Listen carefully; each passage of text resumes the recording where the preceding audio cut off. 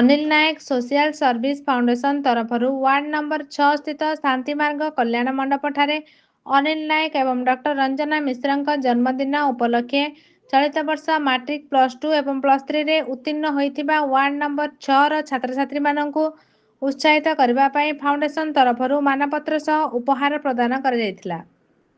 ଏଥିରେ ଫାଉଣ୍ଡେସନର ଛାୟାମ୍ୟାନ ଅନିଲ ନାୟକ ସଭାପତିତ୍ୱ କରିଥିଲେ। ଏଥିରେ ମୁଖ୍ୟ ଅତିଥି ଭାବେ ମେୟର ସଂଘମିତ୍ରା ଦଳେଇ ଯୋଗ ଦେଇଥିଲେ। ମୁଖ୍ୟ ବକ୍ତା ଭାବେ ପୂର୍ବତନ ବିଧାୟକ ଶ୍ରୀ ରମେଶ ଚନ୍ଦ୍ର ଚ୍ୟାଉ ପଟ୍ଟନାୟକ ଏବଂ ସମ୍ମାନିତ ଅତିଥି ଭାବେ ସର୍ବଶ୍ରୀ ଆର୍ ମୁରଲୀ ମୋହନ, ସୁବାସ ମହାରଣା, ଆଇନଜୀବୀ ସର୍ବଶ୍ରୀ ପ୍ରଦୀପ ପଣ୍ଡା, ନୟନ ମହାପାତ୍ର ଓ ପ୍ରଦୀପ ବେହେରା, ପୂର୍ବତନ ଛାତ୍ର ସଭାପତି ସୁଶାନ୍ତ କୁମାର ସାମଲ, କାହ୍ନା ଚାରିଟି ବୋର୍ଡର ଅଧ୍ୟକ୍ଷା doctor Ranjana Mishra, press club ସଭାପତି ଶ୍ରୀ ଅଶୋକ କୁମାର ବ୍ରହ୍ମା, ଟ୍ରେଜର ଶିବ କୁମାର ପଣ୍ଡା, ସମାଜସେବୀ ସର୍ବଶ୍ରୀ କେ ରାଜକୁମାର ସେନାପତି, ଚନ୍ଦ୍ରଶେଖର ଗୌଡ଼, ବଜରଙ୍ଗ ଚୌଧୁରୀ ଓ ଆନନ୍ଦ ମହାକୁଡ଼ ପ୍ରମୁଖ ମଞ୍ଚାସୀନ ଥିଲେ। ସଭା ପରିଚାଳନା ଆଙ୍କର ତଥା ଲେଖିକା ସୁଶ୍ରୀ ସାଗରିକା ଆଚାର୍ଯ୍ୟ କରିଥିଲେ।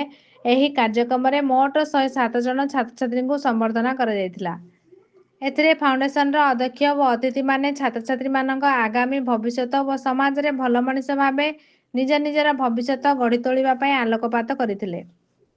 ଏଥିରେ ଫାଉଣ୍ଡେସନର ସଦସ୍ୟ ସର୍ବଶ୍ରୀ ବାଦଲ ବିଶୋଇ, ତ୍ରିଲୋଚନ ବେହେରା, ରାମ ନାୟକ, ଜନାର୍ଦ୍ଦନ ଘଡ଼େଇ, ଆଦିତ୍ୟ ମୁଖୀ, ବୀରେନ୍ଦ୍ର ବେହେରା, ଗଣେଶ ନାୟକ, ସାହିଲ ଘଡ଼େଇ, ବିଶାଲ ଘଡ଼େଇ, ସନ୍ତୋଷ ମାଧେଇ, ଆର୍ୟନ ନାୟକ ସମେତ ବହୁ ୱାର୍ଡବାସୀ ସହଯୋଗ କରିଥିଲେ।